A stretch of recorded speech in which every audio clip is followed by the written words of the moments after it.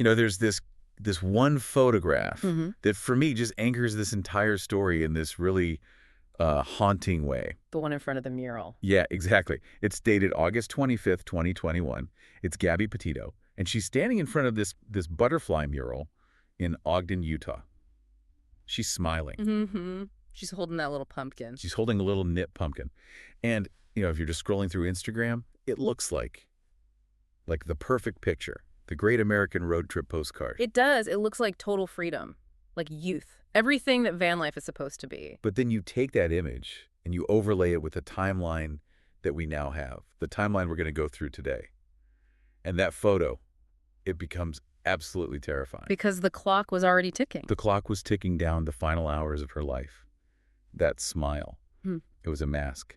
And the person behind the camera, the person who took that photo, was the one who would kill her just a few days later. That's really the core tension of this whole case, isn't it? It was basically a horror movie that was being broadcast in real time, but it was being broadcast through these beautiful filters and these aspirational hashtags. We were all watching it, but we had no idea what we were actually seeing until it was far, far too late. So today we are doing a deep dive into the killing of Gabby Petito.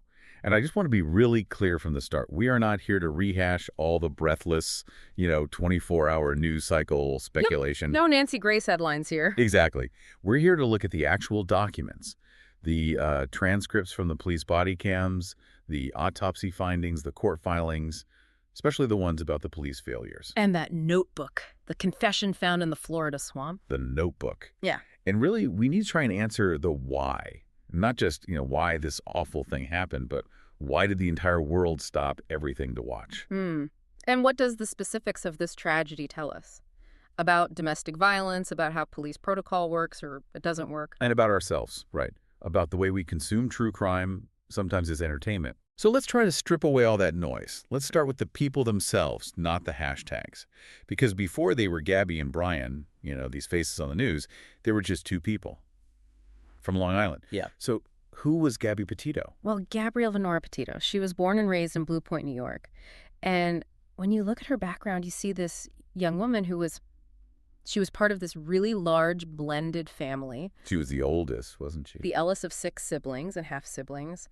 And that role, being the oldest sister, it often comes with this sense of responsibility, a kind of nurturing quality. And she seemed to have this activist streak in her, even from a young age. I found this detail really moving, actually. Back in 2013, she was in a music video. Right. It wasn't about fame, though. Not at all. It was with her stepbrothers, and it was to raise awareness about gun violence right after the Sandy Hook shooting. And that tells you something, Yeah. It tells you something about her character. She was socially conscious. She wanted to engage with the world around her. And this is important. Contrary to this whole internet narrative that she was just some trust fund kid traveling on her parents' money, she was a worker. That is a really important point to make. She wasn't just handed the keys to a van and told to have fun. Absolutely not. I mean, after she graduated high school in 2017, she lived down in Carolina Beach for a bit, worked in restaurants. But when she moved to Florida to be with Brian, she was grinding, seriously grinding. At Taco Bell, of all places. Working at Taco Bell and also as a nutritionist. The reports say she was pulling 50-hour weeks to save up money for this van life dream. This was her dream she was funding. Okay, so then there's Brian Laundrie. They knew each other from high school in Beeport, New York, but it wasn't the classic, high school sweetheart story, was it? No, that's kind of a myth that got built up around them. They knew each other for sure, but they didn't actually start dating until March of 2019. So they were already young adults by then. Right. And the relationship moved fast. Really fast. Gabby moved all the way down to Northport, Florida to live with Brian and his parents. Wow. Yeah. Moving in with the in-laws. That is a huge step for any relationship, especially a young one. It's a pressure cooker. And they were working together, too. For a while, they both worked at a public supermarket. She was in the pharmacy, he was in the grocery department. So they're living together, working together. And then 2020 hits. The pandemic. The pandemic. And I think it just acted as this massive catalyst. I mean, like millions of other people, they just felt trapped. They quit their jobs at Publix. Brian had another job at a juice bar. He quit that, too. So they're just stuck. They're confined in that house in Northport with his parents. And suddenly the allure of this whole van life thing they're seeing on social media becomes this beacon of escape. Okay, we have to pause on the term van life. Hmm. Because I think when people hear that, there's a very specific, curated image that pops into their heads. Mm-hmm. Hmm. $150,000 Mercedes Sprinter van. Right. With the custom shower and the little induction stove and a perfect little workspace for a laptop, it's basically glamping on wheels. That is absolutely not what they had. And this is so crucial to understanding the psychological stress they were under on this trip. Gabby bought a 2012 Ford Transit Connect. A Transit Connect. I mean, Yeah. that's small. That's what my local florist uses to deliver flowers. That's exactly what it is. It's a compact cargo van. It's not an RV. You literally cannot stand up straight inside of it. There's no bathroom, no shower. It is, for all intents and purposes, a metal tent on wheels. So you're living in a space that's maybe the size of a large closet with another person. Mm. 24 hours a day, 7 days a week. For months. With no break. And remember, they converted it into a camper themselves. It was a DIY project. So you've got all the stress of that build, followed immediately by the stress of actually living in it on the road. There's no personal space. If you have a fight, you can't just go to another room. There's no other room. That's a pressure cooker. And so they set off on this trip, leaving New York on July 2nd, 2021, with this really ambitious plan. They were going to hit all the big spots: Monument Rocks, Great Sand Dunes, Zion, Bryce Canyon. It was a 4-month plan, and if you look at their early Instagram posts, the ones from the beginning of the trip, it looks idyllic. Art, yoga, and veggies. That was the brand. Exactly. Yeah. But we know now that the friction, the tension, it started almost right away. Which brings us to August 12th, 2021, the Moab incident. This is the moment where the entire timeline it shifts. It goes from being a travel blog to a police investigation. Mm-hmm. And we really, really need to unpack this, because looking back, it just feels like the system had a chance. It had one clear chance to stop this, and it failed. This is the pivotal missed opportunity, the whole thing. It starts with a 911 call near the Moonflower Community Cooperative, which is in Moab, Utah. And we need to be really specific about what the witnesses saw, because there were 2 different accounts that came in. Yeah. Correct. The first witness, the one who actually called 911, was very, very clear. He reported seeing a man slapping a woman. Slapping. Not arguing, not pushing, slapping. The caller described the couple running up and down the sidewalk, the man hitting the woman, and then they got into the van and drove away. But there was a second witness who gave even more context. Okay. The second witness saw them arguing over a phone, and they described Gabby punching Brian in the arm, but, and this is a really key detail, they said it looked like Brian was trying to take her phone from her and just leave her behind. Yeah, that's such a classic control tactic. Oh. I'm going to strand you here. I'm going to take away your only connection to the outside world.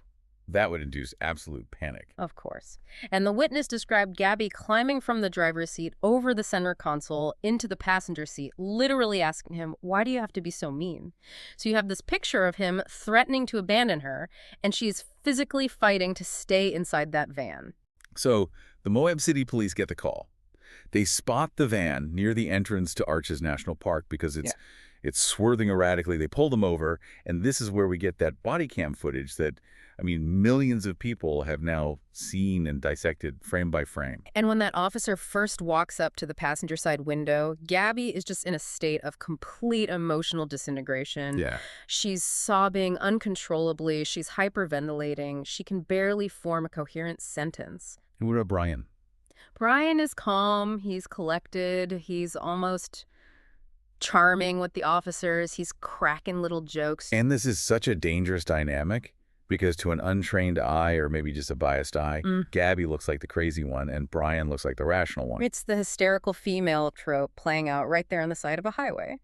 And when the police ask her what happened, she immediately starts blaming herself. Right. She says, "I have really bad OCD. I was just cleaning and straightening up. I was apologizing to him, saying, 'I'm sorry that I'm so mean.'" She is apologizing for his behavior. And she's using this OCD explanation.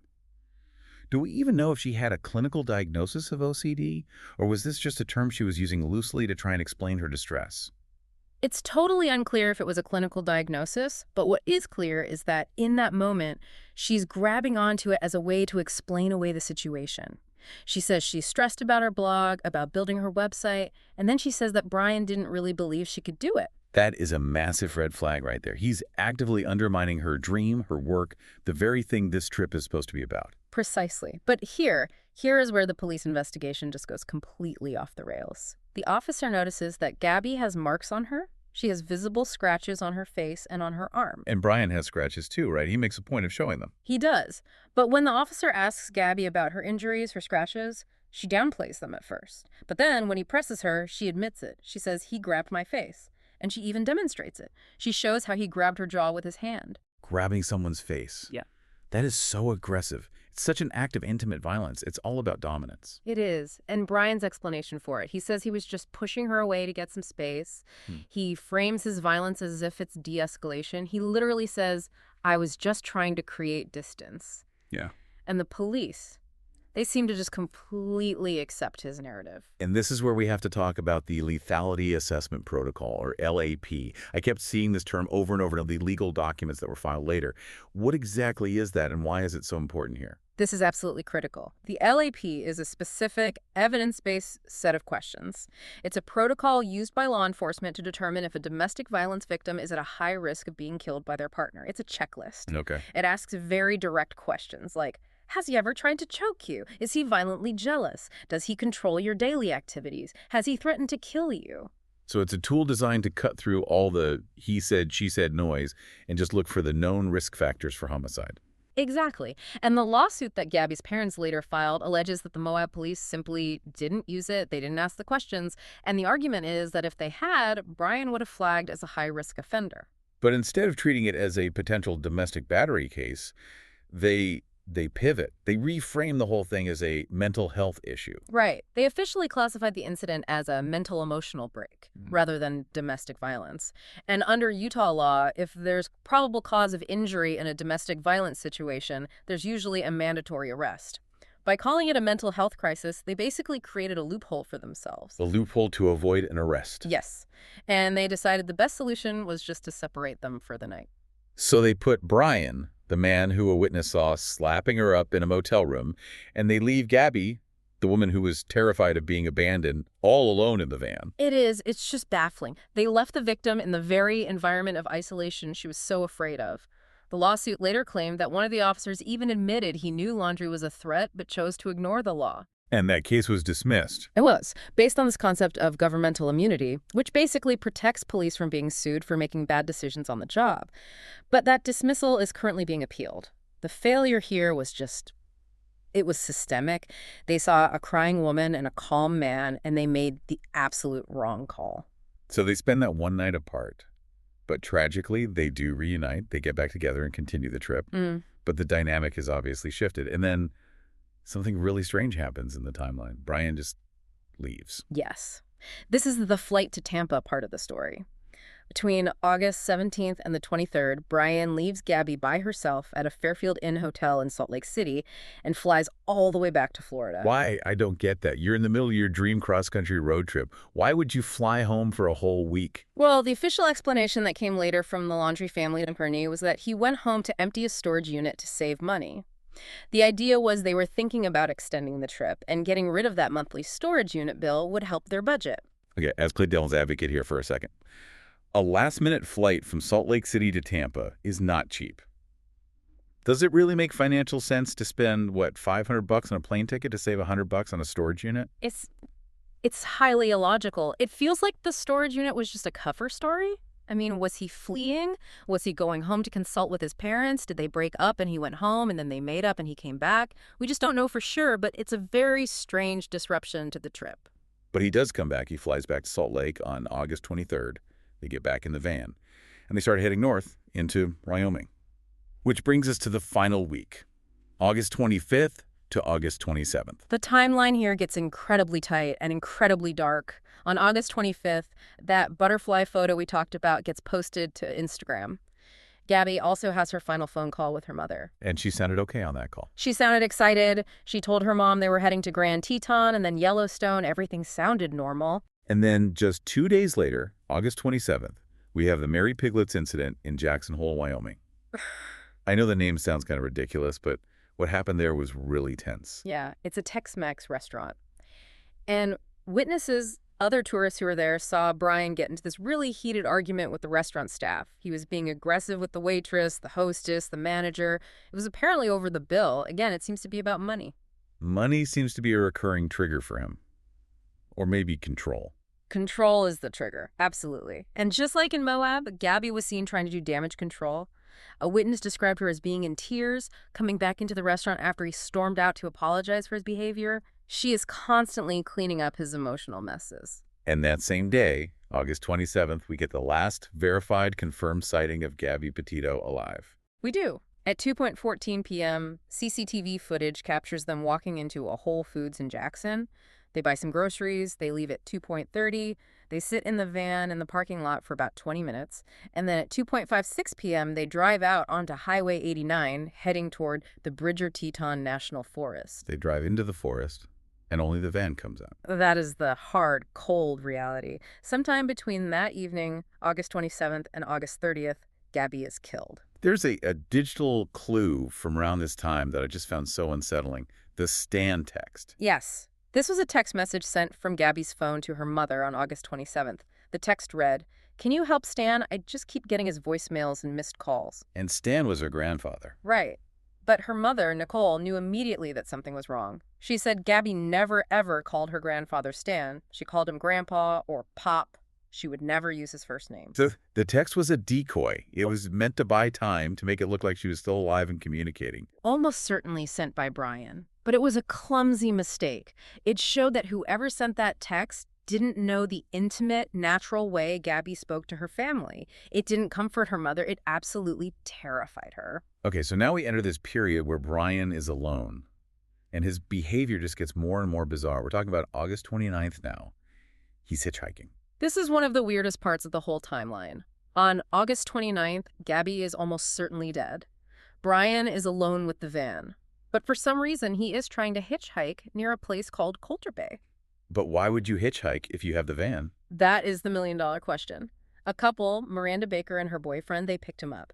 And they said he looked surprisingly clean, not like someone who had been camping out in the dirt for days. And he offered them $200 for a very short ride. $200? That just reeks of desperation. It does. But then, when he found out that they were going to Jackson Hole, the town, he freaked out, according to them. He demanded they pull over and let him out of the vehicle immediately. He got out near the Jackson Lake Dam. Why would he panic about going to Jackson Hole? We can only speculate. Maybe he knew there were cameras there. Maybe he was afraid of being recognized after causing that scene at the Mary Piglet's restaurant. Who knows? Later that same evening, another woman picked him up and gave him a ride to the entrance of the Spread Creek campground. She also said he was acting really antsy. And then? The phone call. Yes. On that day, August 29th, he calls his parents in Florida. And according to his father later, he told them simply, "Gabby's gone." And he mentioned that he needed a lawyer. He didn't say she's missing. He didn't say we had a fight and she walked off. He said gone. And he asked for a lawyer. I mean, that is an admission of finality. It is. He then gets in the van, Gabby's van, and drives it all the way back to Florida. It's a 30-hour drive. He does it alone. He arrives in Northport on September 1st. And this is a part of the story where the public got involved and got absolutely furious. He comes home. He's seen mowing the lawn. He and his parents go on a camping trip at Fort DeSoto Park. Meanwhile, Gabby's parents are frantically texting him, texting his mother, calling, and just getting complete silence. The silence from the Laundrie family, it was clearly a strategic legal move, but it was a public relations catastrophe.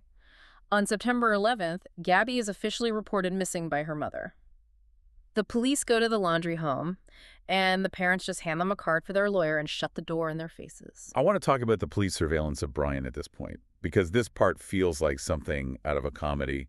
The Northport police were supposed to be watching him. They saw him leave his parents' house on September 13th. Then they saw a car come back on the 15th, and they reported, okay, Brian's back home. But it wasn't Brian. It was his mother, Roberta. She was wearing a baseball cap. The police mistook a middle-aged woman for her 23-year-old son. I mean, how does that even happen? You're supposed to be watching a person of interest in a national missing person case, and you can't tell the difference between him and his mom. It was a catastrophic failure of basic surveillance. And because they thought he was safely inside the house, they didn't pursue him. This gave Brian a massive head start. By the time his parents finally reported him missing on September 17th, he'd been out in the Carlton Reserve for days. And while the police are, fumbling the surveillance, the internet is actually solving the case. We have to talk about the Red, White, and Bethune video. This is such a testament to the modern era of true crime. It really is. A travel vlogging family. The Bethunes, they're just at home editing footage from their own cross-country trip. And they realized that on their dashcam footage from August 27th, they captured a little white Ford Transit van parked on a dirt road in the Spread Creek dispersed camping area in Wyoming. I saw the van. They saw the van, and not only that, they could see the rear door of the van closing as if someone had just gotten in or out. They posted this clip to TikTok and YouTube. They alerted the FBI. And that one tip from a random vlogger, that was the needle in the haystack. It was everything. On September 19th, based purely on the GPS coordinates from that video, search teams went to that exact clearing. And that's where they found Gabby's remains. The autopsy results were just devastating. The Teton County coroner, Dr. Blue, ruled a homicide. The cause of death was manual strangulation. There was also evidence of blunt force trauma to her head and her neck. And the time of death was estimated at 3 to 4 weeks prior, which lined up perfectly with that August 27th window. Meanwhile, Brian is gone. He's hiding out in the Florida swamps. And when we say swamp, we need to be really clear. The Carlton Reserve is not a park with nice manicured trails. No, it's an absolutely unforgiving environment. At that time of year, it was flooded. We're talking waist-deep water. It's full of snakes, alligators. It is dense, impenetrable brush. The search teams were using swamp buggies and airboats, but for weeks, the area where Brian was hiding was literally underwater. It wasn't until the floodwaters finally receded in October that they found anything. That's right. On October 20th, his parents went out there to help the search, and they found a waterproof bag belonging to him. Nearby, investigators found skeletal remains. And in that bag was the notebook. Right. This is the final piece of the puzzle, Yeah. the confession. But it's not exactly a clean confession, is it? No. And we need to analyze this really critically. Brian wrote a note, and he did claim responsibility for her death, but the narrative he constructs around it is just so self-serving. He wrote that she fell into a creek. Right. That was his story. He wrote, and I'm quoting here, "She had a small bump on her forehead that eventually got larger. She was begging for an end to her pain. He claimed she was freezing cold, shaking violently, and that he killed her because he thought it was merciful. He wrote, I ended her life. I thought it was merciful that it is what she wanted." Let's just go back to the forensics for a second. Blunt force trauma, manual strangulation. Manual strangulation is not a mercy killing. It is a violent, intimate, and prolonged act of violence. It takes several minutes of sustained pressure on someone's neck. It's not something you do to help someone who fell in a creek. And the blunt force trauma to the head suggests she was beaten, not that she just fell and got a bump. So the notebook, Yeah.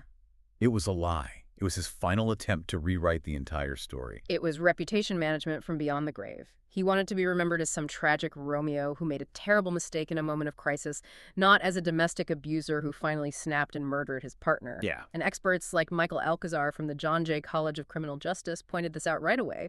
The note perfectly matches the personality of someone who constantly minimizes their own abuse, which is exactly what he did on that body cam video in Moab. Brian was found to have died from a self-inflicted gunshot wound.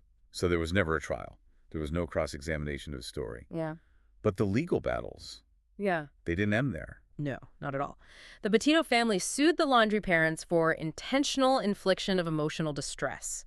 Their argument was that the Laundries knew Gabby was dead, and they knew where her body was, all while they were letting the Petitos beg for information on national television. They even issued that statement through their lawyer saying they hoped the search for Gabby was successful. Exactly. When they allegedly knew she was dead and never coming home. That lawsuit was eventually settled out of court in early 2024. I want to zoom out now, because this case wasn't just a legal battle or a police investigation. It became a cultural obsession. Why? Why did this particular case break the internet?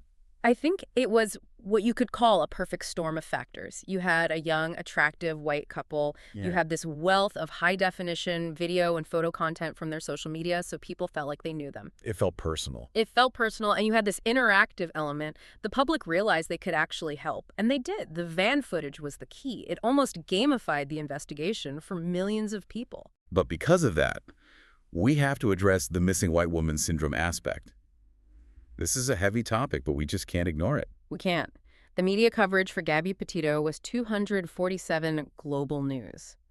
But in the same state, Wyoming, where her body was found, the indigenous community has been facing a missing persons crisis for decades. Between 2011 and 2020, 710 indigenous people were reported missing in Wyoming. 710. And how many of them got a CNN special? How many got an army of TikTok sleuths scouring dash cam footage for them? Almost none.